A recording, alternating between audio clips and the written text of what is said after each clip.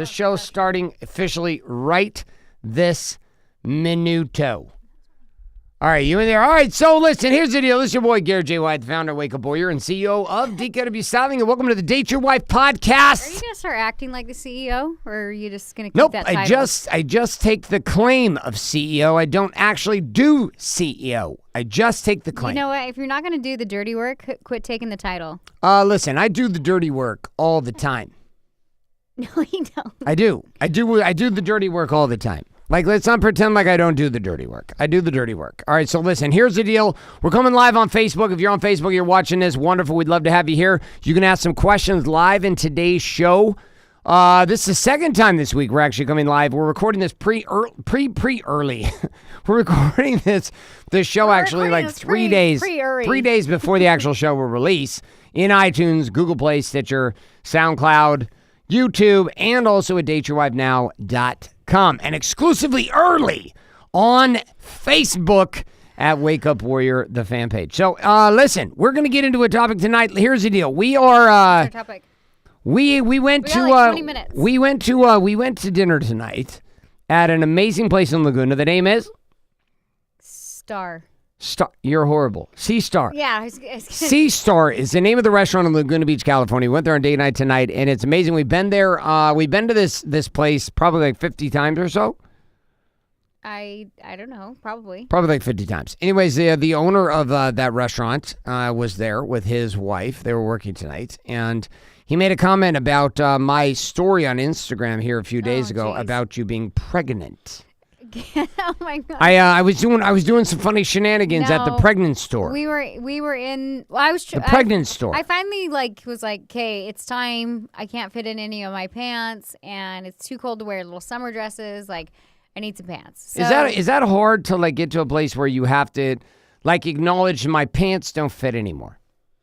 It just gets uncomfortable, and so you're finally like, whatever. So, anyways, I was like, let's go. There was a Pee in the Pod, which if you've been Pee pregnant, in the Pod, that's the name of it. You know what Pee in the Pod is, and I swear when you're not pregnant, you walk by that store and you shudder a little bit, and you're like, oh, maternity clothes. But I was like, you know what? They have some designer jeans that are like maternity, and I'm like, I just gotta have pants. Like, I'm going to work in leggings, and I'm not that far along. Like, you can't go to work in leggings until you're like at the 9-month mark, and then you have the leggings pass.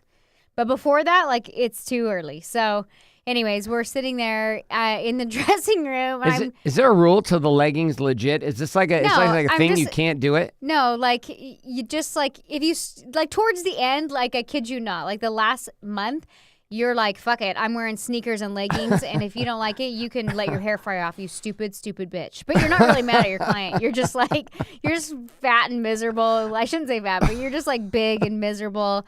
But you think like, oh, I'm gonna slow down. I'm not gonna like work my life. I'm gonna take maternity leave early, and then you're like literally like watching paint dry. You're like, when's this baby coming out? And so for me, I find it better towards the end, just like to pace yourself, but to keep busy. Because it gets really uncomfortable. And in the end, like, you're like, I don't care. I'm wearing flip-flops because my feet are too damn swollen to fit in anything. Or, like, sneakers that stretch. And, like, nobody tells you this before you have kids. Like, you don't know your foot size goes up a shoe. And so anyway. Okay, so, like, listen, I mean, I'm sitting there at the Pee in the Pod. And I'm having a conversation with myself because you won't talk to me. And I'm asking if you want a snoogle. I'm literally trying to get my ass in snoogle. Pants. But you don't want the snoogle. Why are you denying the snoogle? No, I'm sitting you want there. The snoogle. No, I'm sitting there and I'm like trying on a bunch of pants, and it's like you kind of get to this place where you're like, well, it's just going to get worse from here. Like, I'm only 4 months. Like, it's not going to get any better. So, like, shimmy these pants on and, like, get on with it. So I'm, like, literally, like, jumping, and I'm trying to get into these pants because maternity pants, if you can visualize, some of them don't, like, unbutton. So, like, if you can get them past your bum, you're like, I'm in. Yeah, it's like you got to, like, you really got to, like, shimmy in. So I'm in there, and I'm in the dressing room, and I'm, like, refusing. I'm like, I'm not getting a bigger size. These are going on. And I'm, like, shimmying into them. And Garrett's like, do you want a snoogle? And there's like this pillow in the dressing room. It's awesome. The snoogle is awesome. Snoogle. And I'm like, I'm looking down at this pillow as I'm shimmying into these pants. I'm like, I do not want a snoogle, babe. And he's like, do you know what a snoogle is? And I was like, I don't want a snoogle. You want a snoogle. No, and then he's like, do you know these lights in here have dimmers? And I was like, at that point, I was just like, shut the fuck up. And then he's like, babe, are you sure you don't want a snoogle? I was like, oh, okay. But listen, so here's the deal. Like, the body pillow thing is intense. And, like, here's the deal. You can't be a married businessman with children if you don't have children. So, like, at some point, you've got to get children to be a married businessman with children, which is the entire Stand Awake Up Warrior. And so the only two ways you can get it. You have to have children. Well, if you're not inside it, if you're a married businessman with children, that implies you have children, not a dog or a fucking cat, which means guinea pigs and cats and goldfish don't count. By the way, side note, how funny is it when we think back to the time when you think that your dogs are actually children? I never thought my animals You were children. did. No, I never You did. No. You acted like you're... Listen, we live in a place where people push your dogs around in fucking strollers. No, I always wanted children. I never, ever... I love animals, and I still have one of my original children. One of my original... Exactly what you just said. You just said, my original child. You treated our weenie dogs like children in the beginning. I mean, I know I didn't. Just acknowledge it. I could not, like... Live by the code. I cannot leave my kid in a bathroom with a pee pad. I mean, that would be great, but... Listen, I realize there's some quite distinct differences, and you also don't throw leftovers from dinner into a bowl for your child. So, but nonetheless, like, let's admit, though, in the beginning, the first children that you have are dogs. This happens for a lot of people. I don't think it's a bad thing. I don't know where you're going with this, but... I'll tell you where I'm going with this. Where I'm going with this is, to be a married businessman with children. Married means that you have a partner that you are committed to. Children means that you have children. And this trifecta of insanity is literally a suicide mission, and only two outcomes can happen from this. One, you win. Two, you lose. What do you win? This is what we're still figuring out. We're still figuring out what we win. All right, so listen, like, think about it, though. How much more complicated is life with kids?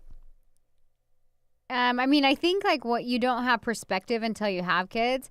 And then, like, when you do have kids, you're like, oh, my God. Like, at least for young moms, you can maybe relate to me. You're like, I remember when going to the grocery store was so easy. Just in, out, grab some bread and go home. And then when you have little kids, you're like, oh, my God. And it's funny because they're literally like diving out of the shopping cart, and you think like every time you're naive enough to be like, it's fine, I'm just going in to grab a few things, and then you're like, dear Lord. But as you get, like, I feel like as I'm on my third baby, I'm 35 or a little bit older, like I've gotten wiser, I've gotten smarter. Now I just know better. I'm like, no, I'm gonna sit at home and play with my kids and do whatever, and send the nanny or the housekeeper or whatever to go do my errands and do all that shit. I used to get a babysitter to go run my own errands, and then I was like, I can just stay home and play with my kids. So it's all about, you kind of figure it out as you go. There's a lot less stress for sure. I mean, like, we would sit in a situation like there was, I look back to when we were first married and we didn't have kids. I had my son, but he lived with his mother, and you and I didn't have any children, and so he was hardly with us at all. And, like, I can't figure out how we were so stressed out because I remember thinking, oh shit, I'm so stressed out. And then I had kids, and all of a sudden everything changed. I don't ever remember being stressed out when we didn't have kids. I just remember, like, we kind of just did our own thing. Like, I remember during the week, I'd work late and you'd work late. And we'd go out on the weekends. We were kind of like homebodies. And I think when you have kids, you kind of get to this point, you're like, we should have done more. Like, you do think you should do more. You like have this like reality set in where you're like, oh my God, we're never going on vacation the rest of our lives. Like, because even if you can like afford to travel and whatnot, like for a mom, when you have young children, like the idea of, and my kids are even getting older, but the idea of like leaving your kids more than like 4 or 5 days, you're like, I can't do it. Like it's hard. And then it's never going to be the same. Even if you bring your nanny on vacation with you, it's never, ever, ever the same as when you didn't have kids. And so you're just like, all right, this next 20 years, like, here we go. And then it's funny, I was talking to my mom, and her kids are, I mean, they're all grown. We're all grown and married. How old is your oldest brother? He's like 50?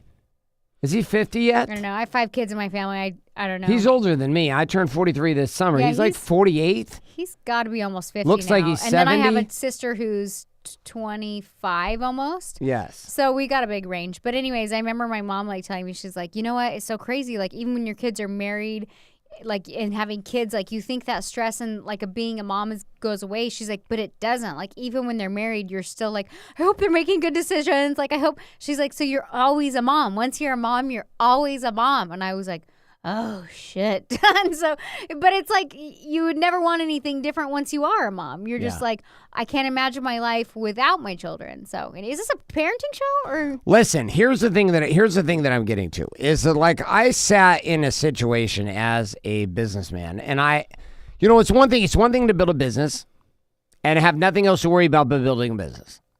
It's another thing to build a business and then get married. I think that kids. Right? But wait. Okay. And then it's a whole other conundrum to build a business, get married, have babies, but not have a baby, have multiple babies. And then to raise the babies and then make a decision inside of the insanity of middle school to have another baby. But I'm excited. I'm excited to have a baby, but my mind does go to a weird place with this. I have an almost 20-year-old. He'll be 20 on April 4th. I have a 12-year-old who just turned 12 here a few days ago. You have a 20-year gap. I have a 7-year-old who will be 8 on April 4th. And then we have a newborn coming in July. And this means that I literally have a 20-year gap between my oldest child and my youngest. I do this weird math thing. I start thinking about, like, I think about when what's she's your 16, point? when she's 16 years old, when she's 16, I will be 43, 53. I'll be 50. I'll be 60 years old. Yeah, but you know what? Like, I'll be like 60 years old. I have a feeling like it sounds old, but I guarantee when we're like in our 50s, we're going to be like, I don't feel 50. Like, you know what I mean? So Yeah. age is relative and a number is relative. And I think that we like think that we're like, oh my God. But when you're there, it's like, and I always knew, like, I started young and I always knew, I don't know, like, I remember being pregnant with even Ruby, our youngest one right now, thinking, like, I want one more, but I kind of want to wait. Like, I felt like I just started so young. I was like, I don't want to be done so early with having kids, you know? Yeah. And I think that women start having kids and there's always, like, I don't care what age you are. You could start having kids at like 25 or 35, and women always have this like mentality of like, I just got to pump them out. For the next 6 years, I'm going to be pregnant. I'm going to get all 3 out, and I'm going to raise them and la la la. And I don't know. I had 2, and they were 4 years apart, and even that I was like, I don't know. I just kind of like to sit and enjoy each one, and I wasn't necessarily on like a time restraint, or I don't know. I hear women all the time are like, oh, I'm good, I gotta hurry this up because I'm getting older. And I'm like, at that point I can understand, but don't just have kids to have kids, like do it because it's like something you want to do. And I don't know where I'm going with this. I know exactly where we're gonna go with this. Here's what happens with the kids get older. Today we found ourselves in a teacher conference. With all 3 of the teachers from the grade that my daughter is in. Is this show on parenting or communication? It is. It's on the communication of parenting. So we find ourselves getting called to the principal's office. And the challenge is that my daughter is not getting good grades because she never turns in her homework. Now, this is our topic: parenting decisions and communication with our children. And we're going to talk about what happened this afternoon. So this afternoon I walk in, my wife is sitting there, my daughters are in the hallway at the school, both Ruby and Bailey. Danielle is in the classroom with 3 teachers from the 6th grade. There's only 3 6th grade classes inside the school. And Danielle is having a conversation with all 3 of the teachers. This was scheduled by the principal of the school in regards to my daughter Bailey, who's 12, and her current grades, or should I say lack thereof. Now, talk to me about your grade philosophy as a parent. When I was like towards the end, I was 4th in line of 5 kids, and I swear to God, my parents were just like, please survive. And I remember they wouldn't really put any kind of restraints or accountability or consequences if I didn't get good grades. I remember I tried to like forge grades and trick my parents, and they knew. And my mom, I don't ever remember getting punished, but I remember my mom just being like, ugh, you're a dummy, or like saying something super rude and negative. And I don't know, maybe that's just a story that stuck in my head that she said one time and I'm carrying it for the rest of my life. I don't really know. Probably. But She got a Tony's event for that. Yeah, I don't know. But I just remember like thinking my mom would be like irritated, but I never got disciplined or got taught the importance of learning. And it's so funny as an adult, like I always was like, I don't know what I want to go into, so why do I don't want to go to college. Like my parents are entrepreneurs, neither of them went to college, and I was like, you guys are doing great. So my argument was like, you guys barely graduated high school, so as long as I graduate high school, I'm not like a total failure. Like that's literally how I thought.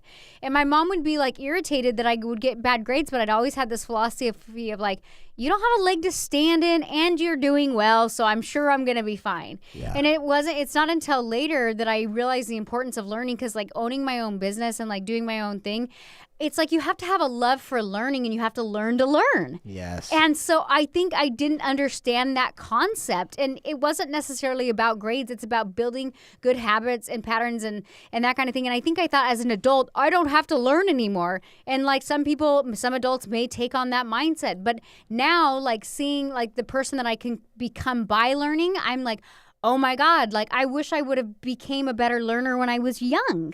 And so even though like we'll say to our daughter, we're like, you don't have to go to college, I still want to instill the importance of learning to love to learn. But you didn't let's be honest, when we're dating, you're taking pottery classes, and it's the shittiest pottery I've ever seen. You and your friend Jocelyn are not even trying. You're not like getting you it, though. took Play-Doh and you put it on a thing and that's because you didn't give a shit. I didn't value any education. It was just like, I guess like literally when I graduated, I was telling Bailey today as we're sitting there in parent-teacher conference, and I said, Bailey, I know you're super passionate about singing. And I said, and maybe you want to do that in your career. And I said, and that's great.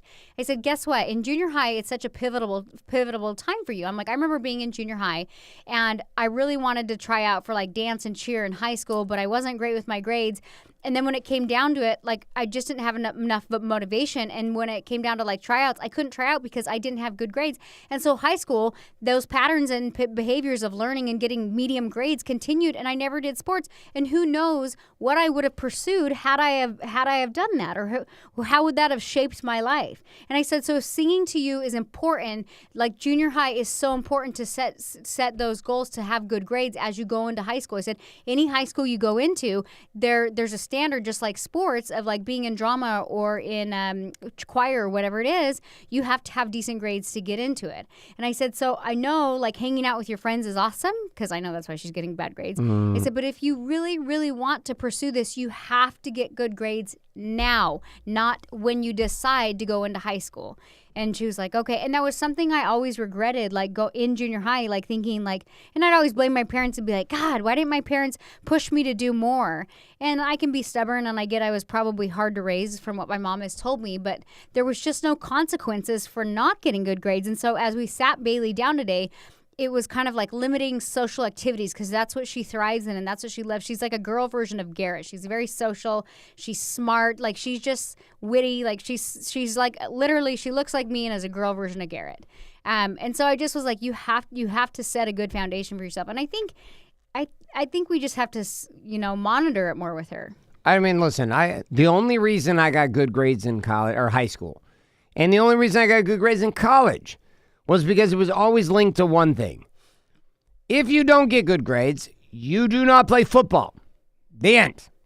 Like, it's not like I gave a shit about, like, making money. I didn't think I needed to be educated. I graduated from college having read 5 books.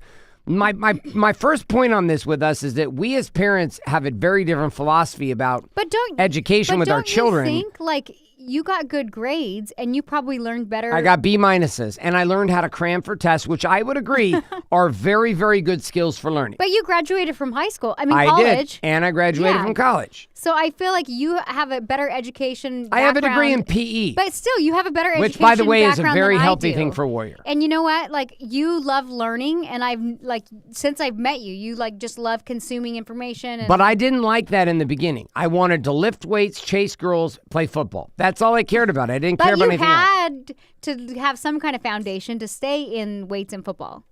True. So my only point my was passion for learning did not come until I read the book Rich Dad Poor Dad as a PE teacher. I read this book in 2001, 18 years ago. I read Rich Dad Poor Dad. I'm reading this book and I'm like, what the fuck is this? There's this whole other world that opens up to me. Then I get a passion for learning. Then I cannot stop learning. I'm addicted to it, obsessed with it, cannot consume enough. So do you think there's a point that Bailey comes to that on her own then? And do we just let her have her time? We still have to instill good foundations. I'm telling you, like, for me, I always had the story. I was like, I can't pay attention. I never chose to pay attention. There was nothing that motivated me to actually want to learn. And the more I love to learn, the more I'm like, oh, like things become easier in life. Like you're smarter.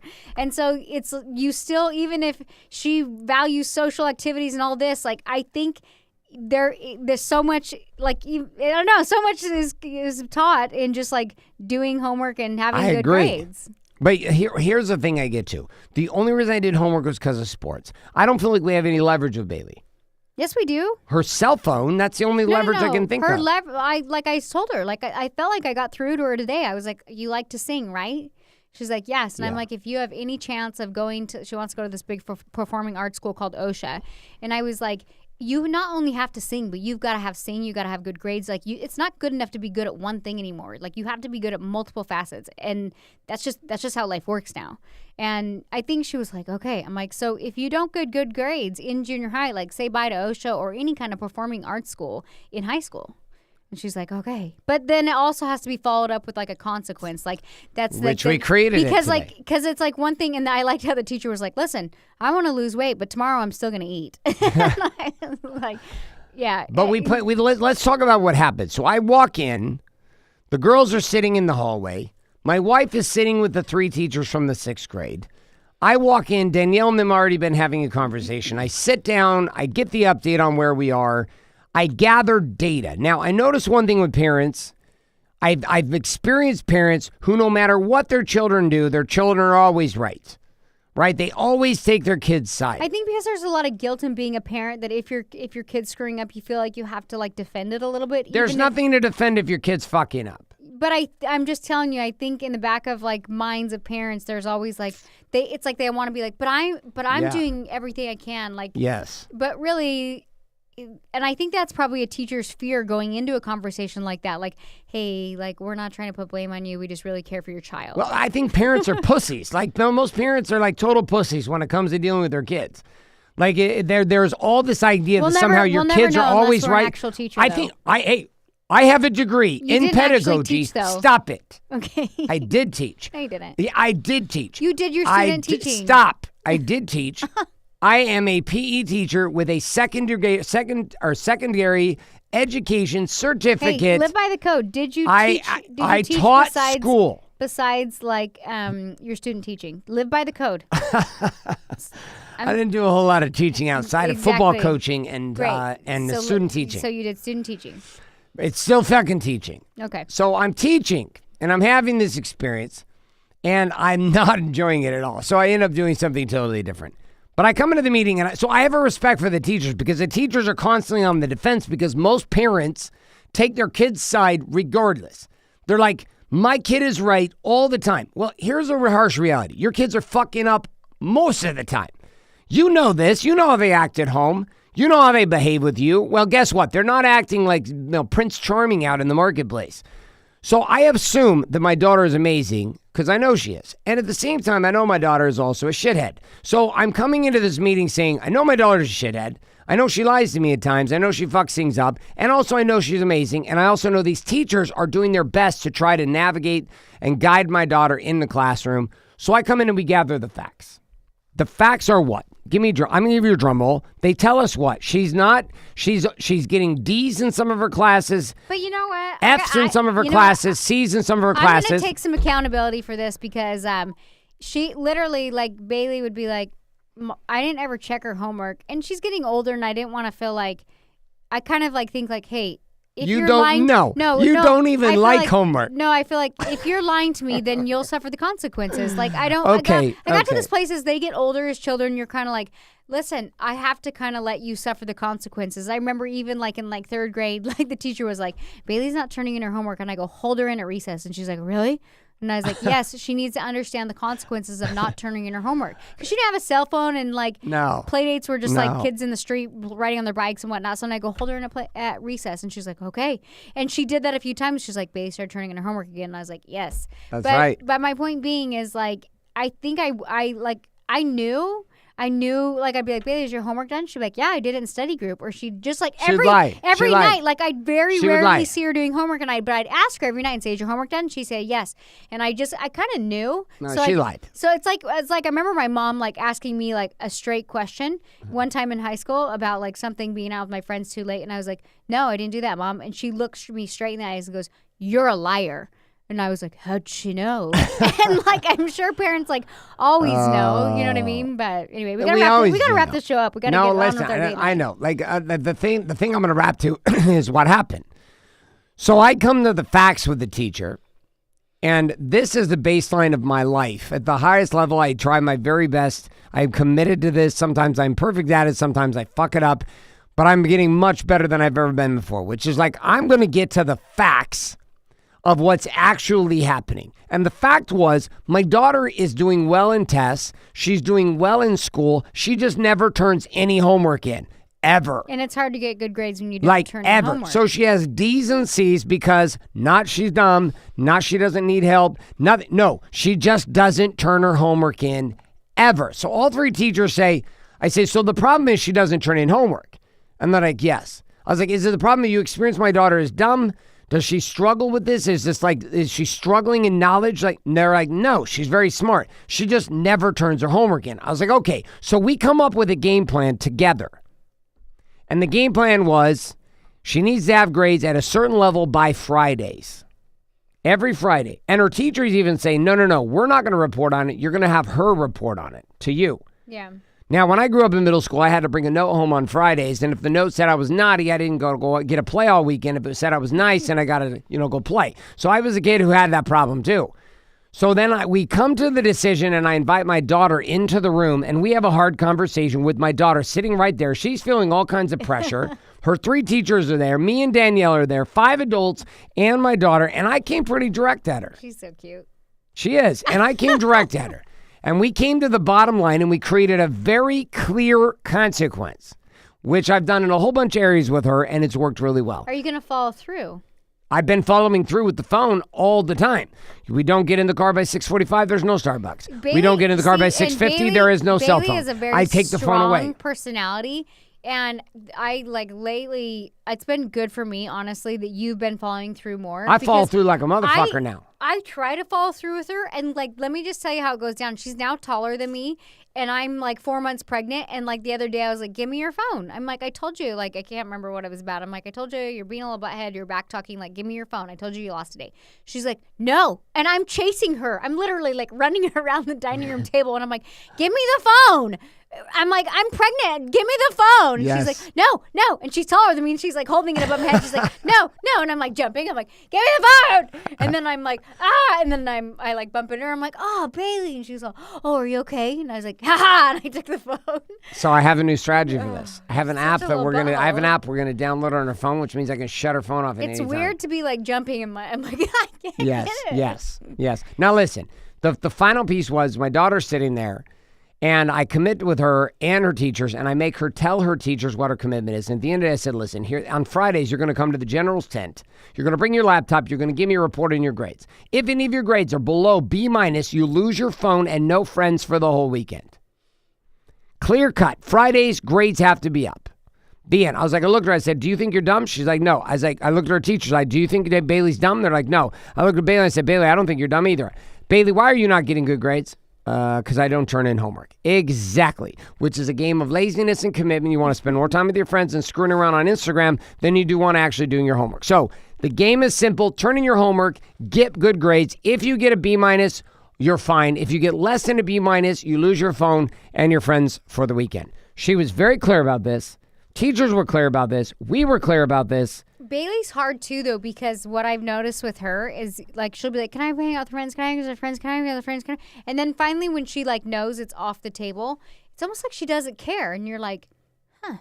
Have you noticed that about her? She's the nicest. She is. Listen, but that's she what I'm turns saying. into sugar and spice and everything she's nice without really her cell phone. Defiant, and then finally her cell phone turns her into a crazy. And then you but then it's literally she doesn't care, and you're like, this is supposed to be a punishment, but it's she actually is nicer, which I actually like her being punished from her cell phone because she's a nice person. Because she's not into the drama. So I'm going to wrap up the show with the following idea. Here's the deal: your kids are not always right. They're not. They're not? No. And most of the time as a parent, when you try to defend your kids from the consequences of life, what you're doing is really defending your own ego and your own self-doubt as a parent. And that possibly the greatest gift that you could give your kids is to confront your children with the facts in front of the people that matter. Today I did that with my daughter and her teachers. I could have had the conversation with the teachers and then implement it. I was like, I asked the teacher, can I bring my daughter back in here? We're going to close this down together as a group with her because we all want her to win. So we'll give you guys an update here in like the next couple weeks. So our parenting communication tips for today is have clear expectations of what's going to happen and a consequence if it doesn't happen. And I've been doing this in the last like 3-4 months very well. I was shitty about it before. I've been doing it really well. You got a toothpick in your mouth. Yep, I got a toothpick like an old guy.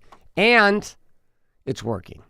So that's all we got for you in today's show. We're going to head off on the rest of our date night. For those who are live with us on Facebook, thank you so much for being with us live. No, my last tip is you're amazing. And for everybody on the iPod, teach your children the importance of learning, because as you're an adult, if you want to get ahead in the game or just become an overall better human being, life is about learning. So if you can teach your children to love to learn, they will have more success in their life. And if you don't, just hope they figure it out later in life. And for me, starting a business and wanting to do more in life, I had to kind of like go back to figuring out how to learn. So that would be my tip of the week. And well done. Let's do this. We're on a date night. We're going on a date night. So here's the deal. If you want to learn more about some amazing things that are happening with Wake Up Warrior, you can head to warriorbook.com where you can pick up a copy of our books for free. We'll send those to you with just the cost of shipping and handling. Also, starting here at the time this show releases, we will have available in the marketplace the new Be the Man 30-Day Challenge. So if you've not experienced that, you can learn more about that at BeTheManChallenge.com, which is inspired off of the book that we now have over 40,000 copies of this book that have gone out since it released here just about 8 months ago. And I would love to have you a part of that. You can check that out again at BeTheManChallenge.com or head over and pick the books up at WarriorBook.com. And if you're a girl and you love my hair, Natural Beauty Rose does have a hand-tied hair extension line coming out in the next couple months, and you can pre-book at my salon. So there's my pitch. DKW Styling Salon or go to hairextensionsecret.com. That's too many fucking domains. We're all over the place. All right, we're heading out of here. We're done with this show. Hope you guys have a fantastic week. That you had a pitch and I didn't. Oh, well, now you got it in there, so it's great. All right, 3, 2, 1. Off we go. Talk to you guys next week.